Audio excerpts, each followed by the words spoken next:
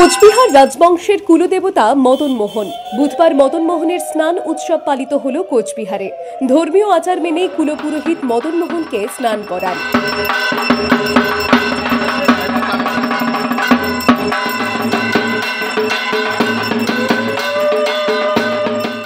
আগামী 27 জুন মদন মোহনের রথযাত্রা অনুষ্ঠিত হতে চলেছে, আর তার আগেই রীতি মেনে দেবতাকে স্নান করানো হয়। 108 কোটি গঙ্গা জল, দুধ, মধু ও অগুরু দিয়ে কুলদেবতার স্নানের আচার সম্পন্ন হয়। ধর্মীয় নিয়ম অনুযায়ী দেবতাকে স্নান করানো হয় 8টি ডাবের জল দিয়ে। এদিন মদন মোহনের স্নানের আচার দেখতে ভক্ত সমাগম হয়েছিল মন্দিরে।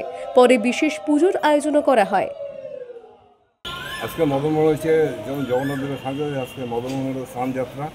এখানে দুধ, দই, ঘি, মধু, তারপরে হচ্ছে গোলাপ জল, অগুরু এইগুলো দিয়ে স্নান করানো হয়েছে। হওয়ার পর ডাব, 8টা ডাব এবং পরবর্তীকালে 108 কোটি জল দিয়ে এবং সহস্রধারা জল দিয়ে বাবা মদন মোহনকে স্নান করানো হয়েছে এবং তারই আজকে বিশেষ পুজো হচ্ছে।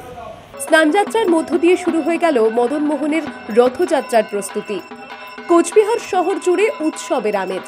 ভক্তদের নিরাপত্তা ব্যবস্থা নিয়েও প্রস্তুতি নিচ্ছে প্রশাসন। স্নান সবার মাঝখানে উনি করেন, সেই জন্য এটা পুজো না, এটা স্নান যাত্রা আর কি। মানে পুজো তো বটেই, মানে আমরা প্রতিদিন উৎসব, এটা একটা স্নান যাত্রা। এখানে কিভাবে স্নান করানো দেখলেন? ওনাকে খুব কাছ থেকে পান।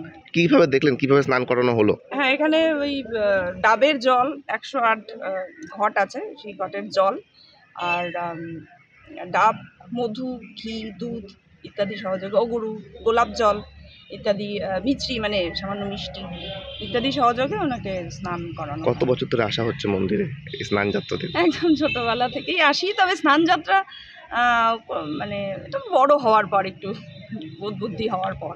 কোচবিহার থেকে রিয়া দাসের রিপোর্ট, দ্য ওয়াল।